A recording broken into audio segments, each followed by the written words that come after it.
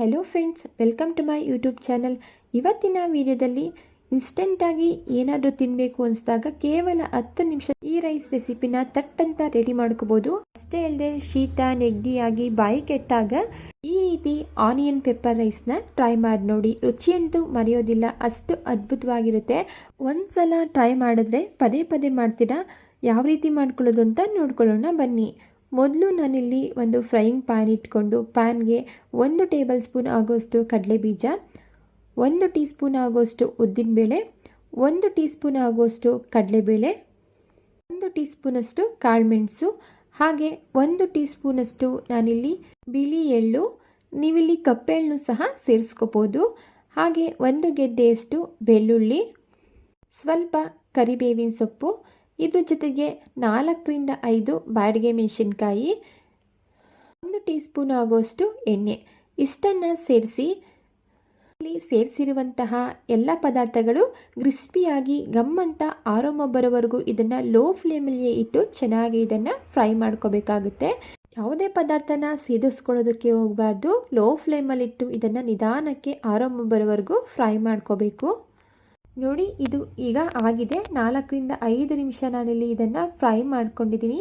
ಆರಾಮು ಕೂಡ ಬರ್ತಿದೆ. ಈಗ ಗ್ಯಾಸ್ ಸ್ಟವ್ನ ಆಫ್ ಮಾಡಿಕೊಂಡು ಮಿಕ್ಸರ್ ಜಾರ್ಗೆ ಇದನ್ನು ಟ್ರಾನ್ಸ್ಫರ್ ಮಾಡಿಕೊಂಡು ಯಾವುದೇ ರೀತಿಯ ನೀರನ್ನು ಸೇರಿಸದೆ ಇದನ್ನು ಈ ರೀತಿ ಕ್ರಾಸ್ ಆಗಿ ಗ್ರೈಂಡ್ ಮಾಡ್ಕೋಬೇಕಾಗುತ್ತೆ. ಈಗ ಇದನ್ನು ಪಕ್ಕಕ್ಕೆ ಇಟ್ಕೊಂಡು ನಂತರ ನಾನಿಲ್ಲಿ ಗ್ಯಾಸ್ ಸ್ಟವ್ನ ಆನ್ ಮಾಡಿ ಒಂದು ಬಾಣಲಿ ಇಟ್ಕೊಂಡಿದ್ದೀನಿ. ಬಾಣಲಿ ಬಿಸಿಯಾಗಿದ್ದ ನಂತರ ಇದಕ್ಕೆ 2 ಟೇಬಲ್ ಸ್ಪೂನಷ್ಟು ಎಣ್ಣೆ, 1 ಟೀ ಸ್ಪೂನಷ್ಟು ಸಾಸಿವೆ, 1 ಟೀ ಸ್ಪೂನಷ್ಟು ಉದ್ದಿನಬೇಳೆ, ಹಾಗೆ ಒಗ್ಗರಣೆಗೆ 2 ಒಣಮೆಣಸಿನ್ಕಾಯಿನ ಮುರಿದು ಸೇರಿಸ್ಕೊಳ್ತಾ ಇದ್ದೀನಿ.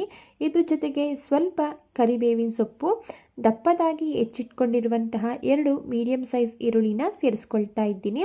ನಂತರ ನಾನಿಲ್ಲಿ ರುಚಿಗೆ ತಕ್ಕಷ್ಟು ಉಪ್ಪನ್ನು ಈಗಲೇ ಸೇರಿಸ್ಕೊಳ್ತಾ ಇದ್ದೀನಿ. ಈಗಲೇ ಉಪ್ಪನ್ನು ಸೇರಿಸೋದ್ರಿಂದ ಈರುಳ್ಳಿ ಕೂಡ ಬೇಗನೆ ಫ್ರೈ ಆಗುತ್ತೆ. ಇದರಿಂದ ನಾನು ಉಪ್ಪನ್ನು ಈಗಲೇ ಸೇರಿಸಿ ಈರುಳ್ಳಿ ಸ್ವಲ್ಪ ಸಾಫ್ಟ್ ಆಗೋವರೆಗೂ ಇದನ್ನು ಫ್ರೈ ಮಾಡ್ಕೊಳ್ತಾ ಇದ್ದೀನಿ.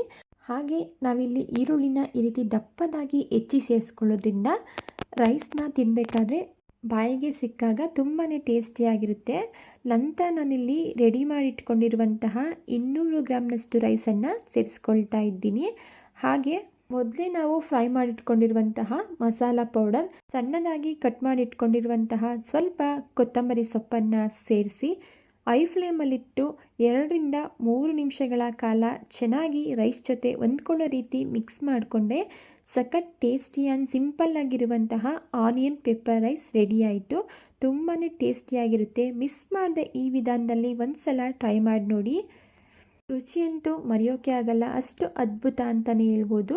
ಓಕೆ ಫ್ರೆಂಡ್ಸ್, ನೋಡಿದ್ರಲ್ವಾ ಇವತ್ತಿನ ಆನಿಯನ್ ಪೆಪ್ಪರ್ ರೈಸ್ ರೆಸಿಪಿ ಯಾವ ರೀತಿ ಮಾಡ್ಕೊಳ್ಳೋದು ಅಂತ. ರೆಡಿಯಾಗಿರುವಂತಹ ಆನಿಯನ್ ಪೆಪ್ಪರ್ ರೈಸ್ನ ನಾನಿಲ್ಲಿ ಒಂದು ಪ್ಲೇಟ್ಗೆ ಸರ್ವ್ ಮಾಡ್ಕೊಳ್ತಾ ಇದ್ದೀನಿ. ಟೇಸ್ಟಲ್ಲಿ ಯಾವುದೇ ರೀತಿಯ ಕಾಂಪ್ರಮೈಸ್ ಇರೋದಿಲ್ಲ. ಮಿಸ್ ಮಾಡದೆ ಈ ಆನಿಯನ್ ಪೆಪ್ಪರ್ ರೈಸ್ನ ಒಂದ್ಸಲ ಟ್ರೈ ಮಾಡಿ ನೋಡಿ. ಇವತ್ತಿನ ಪೆಪ್ಪರ್ ಆನಿಯನ್ ರೈಸ್ ರೆಸಿಪಿ ನಿಮಗೆ ಇಷ್ಟ ಆಗಿದ್ದರೆ ವಿಡಿಯೋಗೆ ಒಂದು ಲೈಕ್ ಮಾಡಿ. ಇದೇ ರೀತಿ ಸಿಂಪಲ್ ಹಾಗೂ ಟೇಸ್ಟಿ ರೆಸಿಪಿಗಳು ನಿಮಗೆ ಬೇಕು ಅಂದರೆ ನೀವು ಮಾಡಬೇಕಾಗಿರೋದು ಇಷ್ಟೇ. ದಯವಿಟ್ಟು ಚಾನಲ್ನ ಸಬ್ಸ್ಕ್ರೈಬ್ ಮಾಡಿಕೊಂಡು ಚಾನಲ್ಗೆ ಸಪೋರ್ಟ್ ಮಾಡೋದನ್ನು ಮರಿಬೇಡಿ. Thank you for watching. ಹಾಗೆ ಈ ರೆಸಿಪಿನ ಟ್ರೈ ಮಾಡಿ ಹೇಗೆ ಬಂತು ಅಂತೇಳಿ ಕಮೆಂಟ್ ಹಾಕೋದನ್ನು ಕೂಡ ಮರಿಬೇಡಿ. ಹಾಗೆ ನಿಮಗೆ ಯಾವುದಾದ್ರೂ ಹೊಸ ರೆಸಿಪಿಗಳು ಬೇಕು ಅಂದರೆ ದಯವಿಟ್ಟು ಕಮೆಂಟ್ ಬಾಕ್ಸಲ್ಲಿ ಕಮೆಂಟ್ಸ್ ಮಾಡಿ. ನಿಮಗೆ ಯಾವ ರೆಸಿಪಿ ಬೇಕೋ ಆ ರೆಸಿಪಿನ ನಾನು ಮಾಡಿ ಅಪ್ಲೋಡ್ ಮಾಡ್ತೀನಿ.